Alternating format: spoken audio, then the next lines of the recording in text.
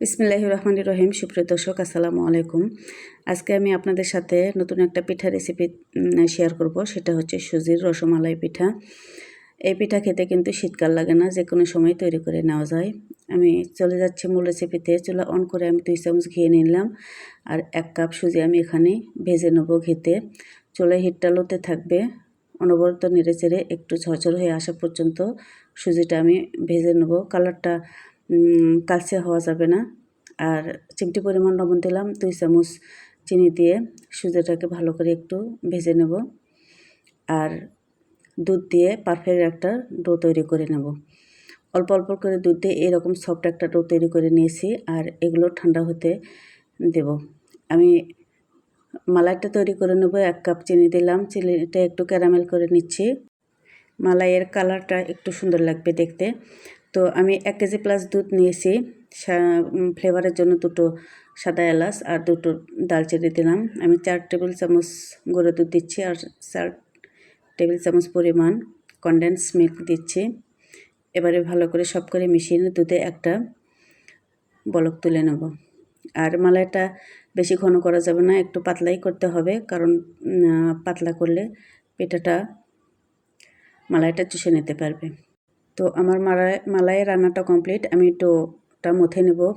একটা ডিমের কুসুম নিলাম, আমার ভালো করে একটু মথে নেব। ডোটা একটু সফট হতে হবে, এতে করে যদি কুসুমের সাদা অংশটা লাগে সেটাও নিয়ে নেবেন। আমি কিন্তু নিয়েছি। আর এরকম পারফেক্ট একটা ডো তৈরি করে নিচ্ছি, একটু নরম। আর অল্প অল্প করে ডো নিয়ে এভাবে হাতের মধ্যেও ঘুরিয়ে ঘুরিয়ে আমি পিঠার শেপ দিয়ে নেব। পিঠাটা মসৃণ হতে হবে, কোনো যেন ফাটা না থাকে সেই দিকটা খেয়াল রাখতে হবে। তো এভাবে করে সবগুলো পিঠা আমি তৈরি করে নিচ্ছি। আমার পিঠা তৈরি করে নেওয়া হয়ে গেছে। এবার আমি ভাজতে যাব। চুলাটা অন করে আমি পর্যাপ্ত পরিমাণ তেল নিচ্ছি। আর পিঠাটা একটু ডুবো তেলে ভাজার চেষ্টা করবেন, এতে করে ভাজাটা পারফেক্ট হবে। আমি পিঠাগুলো দিয়ে দিচ্ছি। 2 ব্যাচে আমি পিঠাটা ভেজে নেব। আর এক পাশটা একটু হতে দেব, এভাবে উল্টে পাল্টে অন্য পাশটা হতে দেবো একটু পছন্দ মতো কালার হয়ে আসা পর্যন্ত। আর চুলার হিটটা মিডিয়াম টু লো হিটে থাকবে, হিটটা হাই দেওয়া যাবে না। এরকম করে আমি সবগুলো পিঠা ভেজে নিচ্ছি। আর গরম গরম তুলে আমি দুধের যে মালাইটা তৈরি করেছিলাম সেটার মতো ভিজিয়ে রাখছি। সবগুলো পিঠা আমি দিয়ে নেড়েচেড়ে ঢাকনা দিয়ে রেখে দেব 2 থেকে 3 ঘন্টা, কিংবা তার চেয়ে বেশিক্ষণ রাখলে ভালো হয়।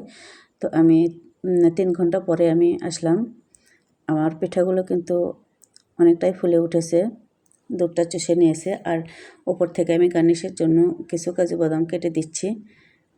তো দর্শক, তৈরি হয়ে গেল অনেক মজাদার সুজির রসমালাই পিঠা। আশা করছি ভিডিওটি ভালো লাগবে। আর আজকের ভিডিও দেখার জন্য সবাইকে অনেক অনেক ধন্যবাদ জানাচ্ছি। আল্লাহ হাফেজ।